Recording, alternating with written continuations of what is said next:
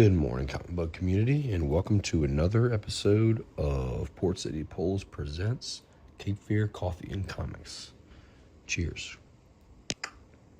This morning I'm going to be reading Dungeons of Doom, issue number 2, Captain America, issue number 7, and Wolverine, Weapons of Armageddon, issue number 1. That's the cover and written by Chip Zdarsky.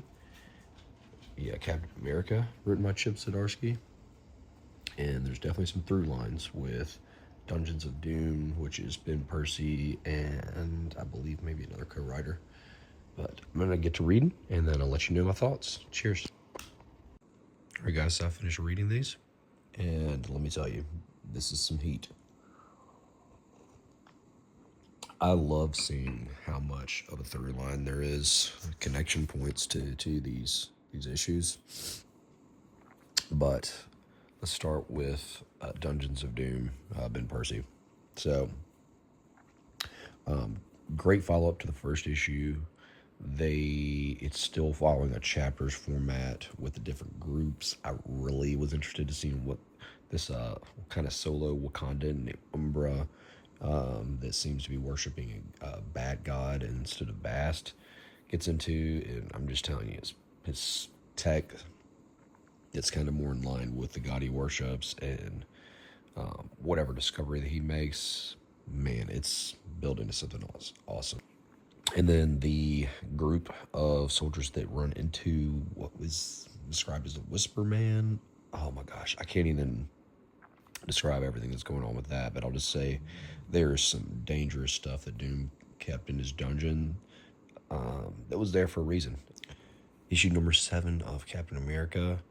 I thought this was kind of going to be kind of like what's going on above ground, what's going on underground, but this appears to be after the conclusion of Dungeons of Doom, most likely, because this is the point where Red Hulk's already back out, and there's already some shifting power structures within Latveria.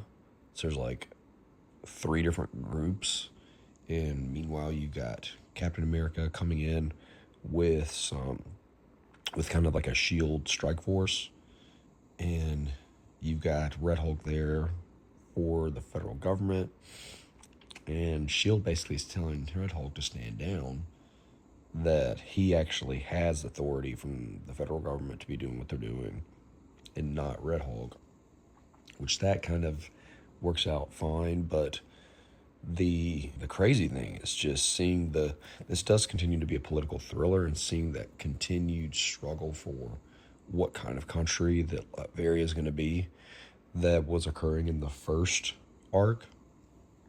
You get to see a more like refreshed version of that in modern times. And let me tell you, there's a surprise of who a particular character is at the end of this that makes this a must read. And speaking of must reads, this is my favorite of the bunch. There's some characters from that first arc of Captain America that show up in the most awesome way. But this is also very much a Wolverine title.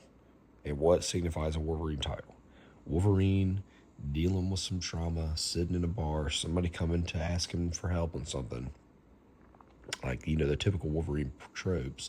And then they go on like this mission, hunting something down. Well, they do that in a great way. There's clearly some people that are like, I guess, a private company that's kind of restarted the Weapons X or Weapons Plus program. But some things seem to have gone like completely haywire with that. It's unclear if, and let me just go ahead and say spoiler alert, it's unclear if a major individual from the first 5 issues of Captain America, you can pretty much guess who that would be, if they're the person that's completely dismantled this company and kind of freed the weapons it was working on, or if there's more to that. It's kind of building up to a thing of Wolverine's hunting down a new weapon, I think kind of to make sure that they're okay, while also being hunted. And so there's just like multiple individuals with different kind of MOs and why they're doing what they're doing. Meanwhile, there's a big MacGuffin of the overall like Armageddon event that shows up, and it's starting to make sense as to what that could be. Like, it's essentially this device that nobody really knows anything about. It's like a box, but immense powers inside of it. It can be used to give powers, and people are studying it, but it's gone missing. I'm like, who the heck is going to end up being imbued with this power at some point? Because there's gonna be some major thing that happens, I think, through the course of this, that leads directly into this big Marvel event. But I will say the new weapon that is created during this is awesome, and I cannot wait to see what that turns into.